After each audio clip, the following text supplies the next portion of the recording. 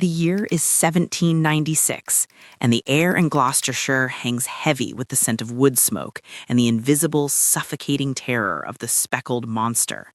You cannot see it, but you can hear it. It is in the incessant tolling of the church bells, ringing out for the dead from morning until dusk. It is in the hushed whispers of mothers checking their children's faces for the first red spots that signal the end. Smallpox is not just a disease, it is a reaper that claims 400,000 European lives every single year. It does not care if you are a pauper or a prince. It blinds, it disfigures, and it kills with a gruesome efficiency that has terrorized humanity for centuries. In the middle of this carnage sits a country doctor named Edwardjenner. He is tired. The lines on his face are etched deep by sleepless nights spent by the bedsides of dying patients, watching helplessly as the virus turns human beings into unrecognizable masses of sores. He smells the rot of the infection on his own clothes, a constant reminder of his failure to save them. But Jenner is not just grieving, he is observing. Amidst the funeral processions and the weeping, he notices a strange, silent anomaly in the countryside. Walk with him into the damp, straw-strewn chaos of a dairy barn. Here the air smells of manure and warm milk. Jenner watches the milkmaids. Their hands are rough, calloused, and often covered in weeping blisters from a mild infection caught from the udders of the cows, cowpox. It is a nasty ailment, causing fever and discomfort, but it passes. What fascinates Jenner, what makes his heart hammer against his ribs in the silence of his study, is what happens after. These women, scarred by the cow disease, seem to walk through the fires of the smallpox epidemic untouched. While entire families are wiped out in the neighboring cottages, the milkmaids nurse the sick and bury the dead, yet their skin remains smooth and unblemished by the speckled monster. Jenner sits at his desk, the flickering candlelight casting long, dancing shadows against the walls of his study. He turns the thought over in his mind like a physical object. The folklore of the countryside says, if you want a wife who will never lose her beauty, marry a milkmaid. It is an old wives' tale dismissed by the illustrious Royal Society in London as peasant nonsense, but Jenner suspects it is the key to salvation. He believes that the mild disease from the cow is a shield against the deadly plague of man. But belief is not science. Observation is not proof. To convince the medical establishment to save the millions who are currently dying, he needs undeniable evidence. He needs to transfer the matter from a cowpox lesion to a human being who has never had the disease, and then, in a move that sounds like madness, deliberately try to kill them with smallpox. There are no lab rats for this, no guinea pigs. The physiology is unique to humans. He realizes with a cold dread that the only way to prove his theory is to perform a forbidden experiment on a living person. The clock is ticking. The epidemic is surging in the nearby villages. Jenner looks out his window at the garden, where the gardener's son, an 8-year-old boy named James Phipps, is playing in the dirt, oblivious to the fact that his life is about to become the wager in a gamble that will change the world. It is May 14th, 1796. The sky is a flat, indifferent gray. Inside the doctor's surgery, the air is thick with a silence so profound you can hear the dust motes settling. Edwardjenner stands over young James Phipps. The boy is small, his eyes wide with the confusion and trust that only a child can hold.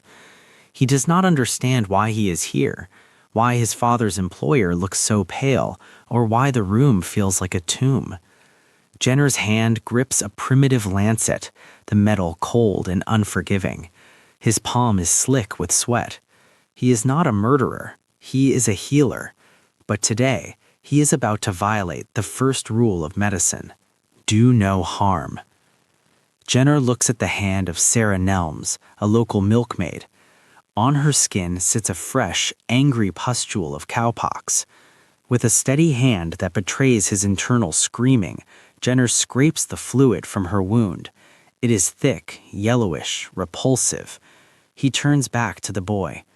"Just a scratch, James," he might have whispered, his voice cracking.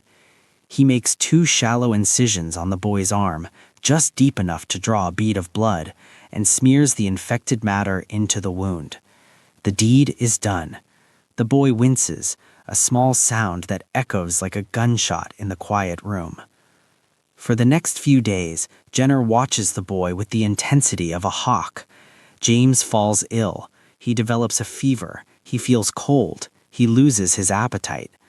Jenner paces the floorboards of his home, wearing a path into the wood. If the boy dies from this cow infection, Jenner is a failure. But James recovers. The fever breaks. The lesions heal. He is fine. But the experiment is not over. In fact, the true horror is just beginning. The inoculation was merely the preparation. Now comes the test. 6 weeks later, on a sweltering day in July, Jenner brings the boy back into the room. This time, the lancet does not hold the mild cowpox. It is coated with fresh, lethal matter taken directly from a smallpox patient. This is the challenge. It is a death sentence for anyone without immunity. Jenner knows that if his theory is wrong, he is not just killing a child, he is killing him in the most agonizing way possible. He is inviting the monster in. He cuts the boy's arm again. He rubs the deadly virus into the child's bloodstream. The days that follow are a torture that history books can barely describe. Jenner sits by the boy's bed, watching for the first sign of the rash. Every flush of the boy's cheek, every cough, every restless turn in his sleep sends a jolt of terror through the doctor. He checks the injection site hour after hour. Is it swelling? Is it turning red? Is the speckled monster waking up? The village outside continues its life, but in this room, time has stopped. Jenner is suspended on a razor's edge between madness and salvation. He has risked his reputation, his freedom, and an innocent life on a hunch. If the red spots appear, James Phipps dies, and Edwardjenner will be remembered not as a savior, but as a child killer who played God and lost. 1 day passes, then 2, then a week. The incision on James Phipps' arm scabs over. It itches a little, perhaps, but that is all. There is no fever, there is no vomiting, and most miraculously, there are no spots. The boy runs through the garden, chasing butterflies, completely unaware that the deadliest virus in human history is coursing through his veins and finding no purchase.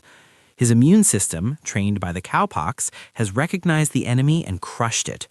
Jenner checks the boy again and again, hardly daring to believe what his eyes are seeing. The child is immune. The impossible has happened. The relief should be overwhelming, but the battle has only just begun. Jenner publishes his findings, expecting the world to rejoice. Instead, he is met with a wall of ridicule and hostility that feels eerily modern. The Royal Society rejects his paper. The clergy scream from the pulpits that mixing the blood of a beast with the blood of a man is an abomination against God. Cartoons appear in the newspapers depicting Jenner as a demonic figure and his patients sprouting cow horns and tails from their bodies. The public is terrified. They call him a lunatic, a charlatan, a poisoner. But Jenner does not retreat. He does not patent his discovery to become rich. He calls it vaccination, from vacca, the Latin word for cow, and he gives it to the world for free. He spends his entire personal fortune and the rest of his life answering letters, sending samples of the vaccine across the ocean, and fighting the ignorance that threatens to bury his discovery. He vaccinates the poor in his garden, turning his home into the world's first clinic. He sacrifices his quiet country life for a global crusade. Fast forward through the centuries. Because of that terrifying moment in a cottage in 1796, because a man's hand did not shake when he held a blade over a child, the speckled monster was hunted down.